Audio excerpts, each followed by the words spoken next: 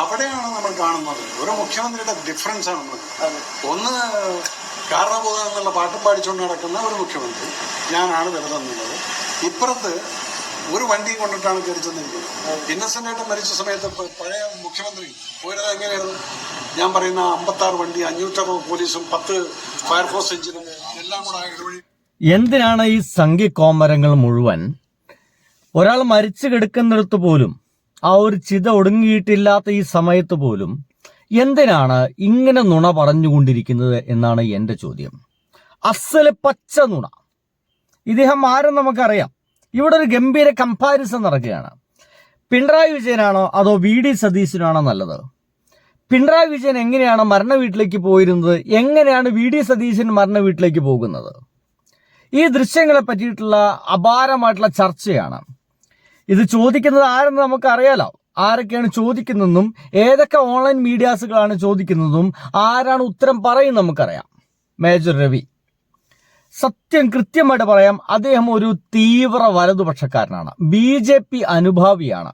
അയാള് ഇതുവരെ അത്തരം ഒരു പരിപാടി അങ്ങനെ തന്നെ പറഞ്ഞിട്ടില്ല. പക്ഷേ അദ്ദേഹത്തെ നമുക്കറിയാം, അദ്ദേഹം ഒരു BJP അനുഭാവിയാണ്.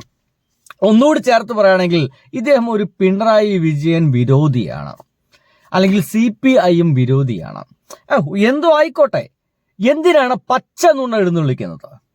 നട്ടാൽ കുരുക്കാത്ത സോഷ്യൽ മീഡിയ കാലഘട്ടത്തിൽ നുണ പറയുമ്പോൾ സൂക്ഷിക്കണം. കാരണം എപ്പോഴെങ്കിലും അത് അങ്ങോട്ട് പൊട്ടിപ്പോവും, കൃത്യമായിട്ടും പൊട്ടിപ്പോവും.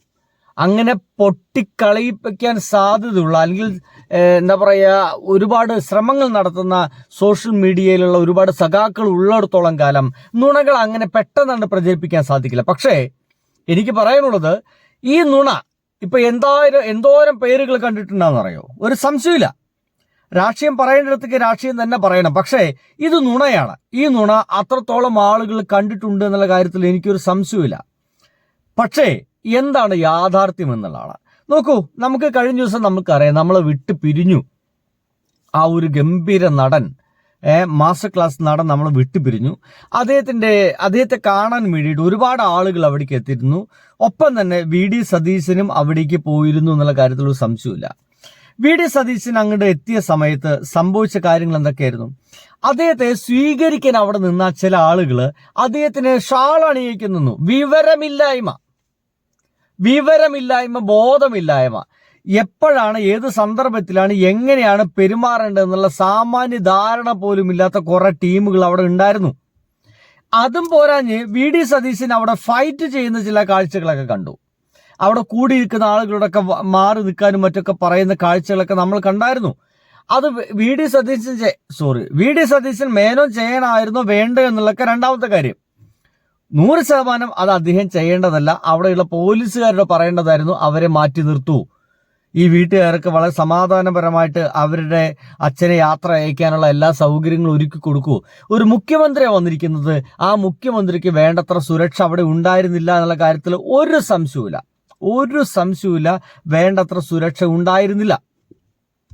ഈ സമയത്ത് എങ്ങനെയാണ് ഈ ഒരു എന്താ പറയുക, ഇദ്ദേഹം വരുന്ന സമയത്ത് വീഡിയോസുകളൊക്കെ എടുക്കുന്നു. VD സതീശൻ, ആ ഒരു വീഡിയോ നോക്കിയിരുന്നു. അദ്ദേഹം വരുന്ന സമയത്ത് വീഡിയോസുകളൊക്കെ എടുക്കുന്നു. ആ വീഡിയോസുകളിൽ ഒരാൾ ഇദ്ദേഹത്തിന് മാല അണിയിക്കാനൊക്കെ ശ്രമം നടത്തുന്നുണ്ട്. VD സതീശൻ ആ സന്ദർഭം മനസ്സിലാക്കിയിട്ട് ഷാൾ അണിയിക്കാൻ വന്ന ആളെ തട്ടി മാറ്റിയിട്ടൊക്കെ പോകുന്നുണ്ട്. അത് നല്ല കാര്യം. അത് ഏതൊരാളും അങ്ങനെ തന്നെ ചെയ്യുള്ളൂ. അതല്ല സന്ദർഭമെന്ന് എല്ലാവർക്കും അറിയാം. പക്ഷേ ഇതെല്ലാം കഴിഞ്ഞിട്ട് VD സതീശൻ അവിടേക്ക് എത്തിയതിന് ഒരു കമ്പാരിസൺ നടത്തുന്നു ഈ പറയുന്ന മേജർ രവി പറയുന്നത്, എങ്ങനെയാണ് VD സതീശൻ വന്നേ, എങ്ങനെയായിരുന്നു പിണറായി വിജയൻ വന്നേ എന്ന് പറയുന്ന ഒരു കമ്പാരിസനാണ് ഇവിടെ നടത്തുന്നത്. ഒറ്റ മിനിറ്റ്, ഞാൻ ആ ഒരു വീഡിയോ നിങ്ങൾക്കൊന്ന് ഷെയർ ചെയ്ത് തരാൻ കഴിയുമെന്ന് ഞാൻ വിചാരിക്കുന്നു. നിങ്ങൾ ആ ഒരു വീഡിയോക്ക് ശ്രദ്ധിച്ചാൽ നിങ്ങൾക്ക് അത് കാണാൻ കഴിയും. VD സതീശൻ വരുന്നു. ഒരുപാട് ഓൺലൈൻ മീഡിയാസുകൾ കണ്ട ആ ഷാൾ ഇട്ട് കൊടുക്കാൻ നിന്ന സമയത്ത് അത് തട്ടി മാറ്റിയിട്ട് അദ്ദേഹം പോകുന്ന ഒരു കാഴ്ചയാണ് നമുക്കവിടെ കാണാൻ കഴിയുന്നത്. സംഗതിയോടെ കിടക്കട്ടെ, അദ്ദേഹം വന്നത് ഒരു കാറിലാണ്, 2 കാറുണ്ടായിരുന്നു, തൊട്ടുപുറകിലും വേറെ കാറുണ്ടായിരുന്നു. ഇവിടെ പ്രചരിപ്പിക്കപ്പെടുന്ന സംഗതി എന്താ? VD സതീശൻ വളരെ സിമ്പിളായിട്ട് വന്നൊരു മനുഷ്യനാണ്. എന്നാൽ പിണറായി വിജയൻ അങ്ങനെ സിമ്പിളായിട്ടല്ല വന്നേ, അല്ലേ? ഒന്ന് കേട്ടോക്കെ ഇനി ഒന്നുകൂടി. അവിടെയാണ് നമ്മൾ കാണുന്നത് ഒരു മുഖ്യമന്ത്രിയുടെ ഡിഫറൻസ് ആണ്. ഒന്ന് കാരണബോധം എന്നുള്ള പാട്ടും പാടിച്ചുകൊണ്ട് നടക്കുന്ന ഒരു മുഖ്യമന്ത്രി, ഞാനാണ് വരുന്നത്. ഇപ്പുറത്ത് ഒരു വണ്ടി കൊണ്ടിട്ടാണ് ധരിച്ചെന്നെങ്കിൽ ഇന്നസെന്റ് മരിച്ച സമയത്ത് പ്ലേ ആവുന്നില്ലല്ലോ. അവിടെയാണ് നമ്മൾ കാണുന്നത് ഒരു മുഖ്യമന്ത്രിയുടെ ഡിഫറൻസ് ആണ്. ഒന്ന് കാരണബോധം എന്നുള്ള പാട്ടും പാടിച്ചുകൊണ്ട് നടക്കുന്ന ഒരു മുഖ്യമന്ത്രി, ഞാനാണ് വരുന്നത്. ഇപ്പുറത്ത് ഒരു വണ്ടി കൊണ്ടിട്ടാണ് ധരിച്ചെന്നെങ്കിൽ ഇന്നസെന്റ് മരിച്ച സമയത്ത് പഴയ മുഖ്യമന്ത്രി പോയത് എങ്ങനെയായിരുന്നു? ഞാൻ പറയുന്ന 56 വണ്ടി, 560 പോലീസും 10 ഫയർഫോഴ്സ് എഞ്ചിനും എല്ലാം കൂടെ ഇടവഴി കൂടെയാണ് കൊണ്ടുപോയത്. നാട്ടുകാർക്ക് എത്ര ബുദ്ധിമുട്ടുണ്ടായിരുന്നു? ഈ പൊങ്ങച്ചം കാണിക്കുന്നതാണ്. മറ്റുള്ളവരെ വോട്ട് ചെയ്തിട്ട് നിങ്ങൾ അവിടെ കയറ്റിയിട്ടുണ്ട്. നിങ്ങൾ അവിടെ ശ്രദ്ധ. അതാണ് വി ഡി സതീശൻ എന്ന് പറയുന്നത്. എന്റെ സുഹൃത്തുക്കളെ കണ്ടില്ലേ, ഇന്നസെന്റ് മരിച്ച സമയത്ത് എങ്ങനെയാണ് പിണറായി വിജയൻ വന്നത്? 10 ആംബുലൻസ്, 10 ബസ്, 10 ട്രാക്ടർ, അതിന്റെ അകമ്പടിയോട് കൂടിയിട്ടാണ് അത്ര പിണറായി വിജയൻ വന്നത്. എന്തിനാണ് ഈ നാറിയ വർത്തമാനങ്ങൾ പറയുന്നത്? ഞാൻ ഇതിനങ്ങനെ പറയുള്ളൂ. എന്തിനാണ് ഈ ചെറ്റ വർത്തമാനം പറയുന്നത്? നുണ പറയാതിരുന്നൂടെ ഈ സംഘികൾക്ക്? അല്ലേ? അറ്റ്ലീസ്റ്റ് ഈ സോഷ്യൽ മീഡിയ കാലത്തെങ്കിലും നുണ പറയാതിരുന്നൂടെ? എങ്ങനെയായിരുന്നു അന്ന് പിണറായി വിജയൻ വന്നേ? നോക്കൂ, മുഖ്യമന്ത്രിയുടെ വാഹനം ഒരു പൈലറ്റ് വാഹനവും മാത്രമായിരുന്നു അന്നുണ്ടായിരുന്നത്. എങ്ങനെയാണ് വി ഡി സതീശൻ വന്നേ? മുഖ്യമന്ത്രി വാഹനം ഉണ്ടായിരുന്നു, ഒരു പൈലറ്റ് വാഹനം ഉണ്ടായിരുന്നു. പൈലറ്റ് വാഹനം 100% ഒപ്പം ഉണ്ടാവും, അല്ലേ? അന്ന് ഇന്നസെന്റ് ഏട്ടൻ മരിച്ച സമയത്ത് അദ്ദേഹത്തിന്റെ ബോഡി കാണാൻ വേണ്ടിയിട്ട് അന്നത്തെ മുഖ്യമന്ത്രി പിണറായി വിജയൻ വന്നത് എങ്ങനെയാ? 10 ആംബുലൻസ് സെറ്റ് വന്നേ? അല്ല, അന്നും അദ്ദേഹം വന്നത് അദ്ദേഹത്തിന്റെ വാഹനം ഒരൊറ്റ പൈലറ്റ് വാഹനവും മാത്രമേ ഉണ്ടായിരുന്നുള്ളൂ. അല്ലാതെ 56 വാഹനവും 10 ഫയർഫോഴ്സ് വാഹനം എന്നൊക്കെ ഇവൻ പറയുന്നത് മഹാനുണയാണ്. കണ്ടു നോക്കൂ. ഒരാളെ മരണസമയത്തെങ്കിലും നിങ്ങൾ ഇങ്ങനെ പച്ച നുണ പറഞ്ഞടക്കരുത്. മുഖ്യമന്ത്രിയുടെ വാഹനം ഇവിടെ ഈ ടൗൺ ഹാൾ പരിസരത്തേക്ക് എത്തുകയാണ്. മുഖ്യമന്ത്രി പിണറായി വിജയൻ ഇന്നസെന്റിന് അന്തിമോപചാരം അർപ്പിക്കുന്നതിന് വേണ്ടി ടൗൺ ഹാളിന് മുന്നിലേക്ക് എത്തിയിരിക്കുന്നു. അല്പസമയത്തിനകം അദ്ദേഹം ടൗൺ ഹാളിലേക്ക് കടന്നു പോകും. ടൗൺ ഹാളിന് പുറത്തെ ദൃശ്യങ്ങളാണ് നമ്മൾ കാണുന്നത്. മുഖ്യമന്ത്രി നേരത്തെ എറണാകുളത്തേക്ക് എത്തുമെന്നായിരുന്നു ഒരു സൂചന ഉണ്ടായിരുന്നത്. പക്ഷേ അദ്ദേഹത്തിന് അവിടെ എത്താൻ ചില അസൗകര്യം ഉള്ളതുകൊണ്ടാണ് എറണാകുളത്തെ പരിപാടികൾ ഒഴിവാക്കി അദ്ദേഹം ഇരിങ്ങാലക്കുടയിലേക്ക് പോകുന്നത്. അന്തിമോപചാരം അർപ്പിക്കാനായി കടന്നു പോവുകയാണ് അദ്ദേഹം. ഒരിക്കൽ റിജിത്ത് എഴുതിയിട്ടുണ്ട് മുഖ്യമന്ത്രി പിണറായി വിജയനുമായിട്ടുള്ള ഇന്നസെന്റിന്റെ ബന്ധത്തെ പറ്റി. അതിനുശേഷമാണ് മുഖ്യമന്ത്രി ഇപ്പോൾ അവിടേക്ക് എത്തുന്നത്. മുഖ്യമന്ത്രി പിണറായി വിജയൻ ഇന്നസെന്റിന് അന്തിമോപചാരം അർപ്പിക്കും. കണ്ടില്ലേ എത്രത്തോളം? 58 വാഹനം ഉണ്ടോ? 58 വാഹനം ഉണ്ടോ എന്റെ പ്രിയപ്പെട്ട സംഘിക്കുട്ടാ? ഇല്ലല്ലോ.